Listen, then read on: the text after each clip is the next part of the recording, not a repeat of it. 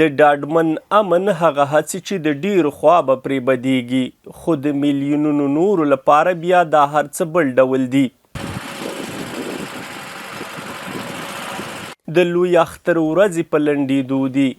د نورو ولایتونو په څیر د کونړ امنیتي ځواکونه هم دلته په دې موخه پلټنې کوي چې ځایي خلک او سیلانیان د تیر په څیر پرته له کومې امنیتي پیښې د څلورم لوی اختر مراسم په خوښۍ تیر کړي.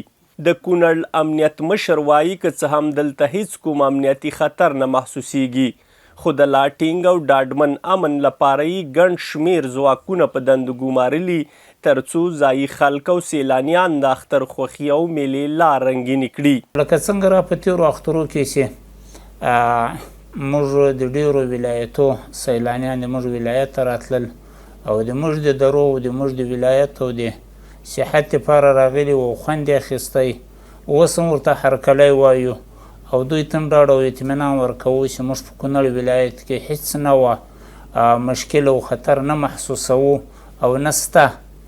او بیا د دوی راتګ ته په تمه یو را دي چې د کونړ د ولایت درو او د سرسبزه علاقو خوند واخلي. هغوی چې کرې ورځ پر سره لمر د نورو لپاره ستړي په ځان ګالي، تر څو ولس یې هوسا ژوند او پولیس یې پرته د اختر له رخصتۍ دا ځانګړې ورځې پر پلټنو او ښه راغلاست تېرې کړي.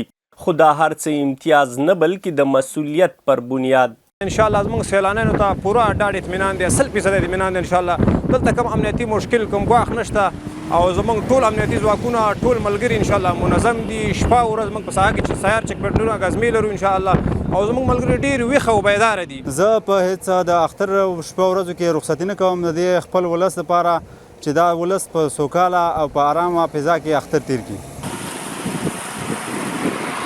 د امنیتي ځواکونو د هڅو که څه هم ځایي خلکو ته خوښي ورکړې، خو په اساس یې رامنځته شوی امن بیا د کونړ پر ښایستونو د سیلانیانو لیدو ته لار هم هواروي، چې اغیزې د خلکو ترڅنګ بیا هټیوال او پانګوال هم محسوسوي.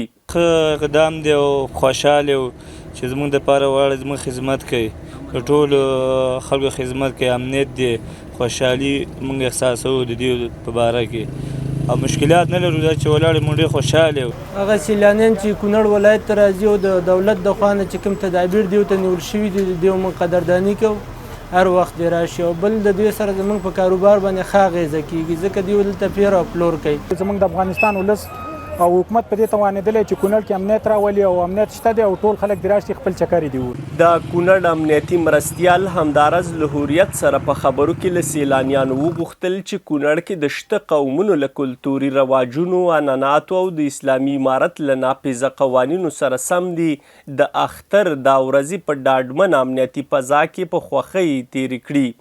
میوند سالارزی، هوریت راډیو، کونړ.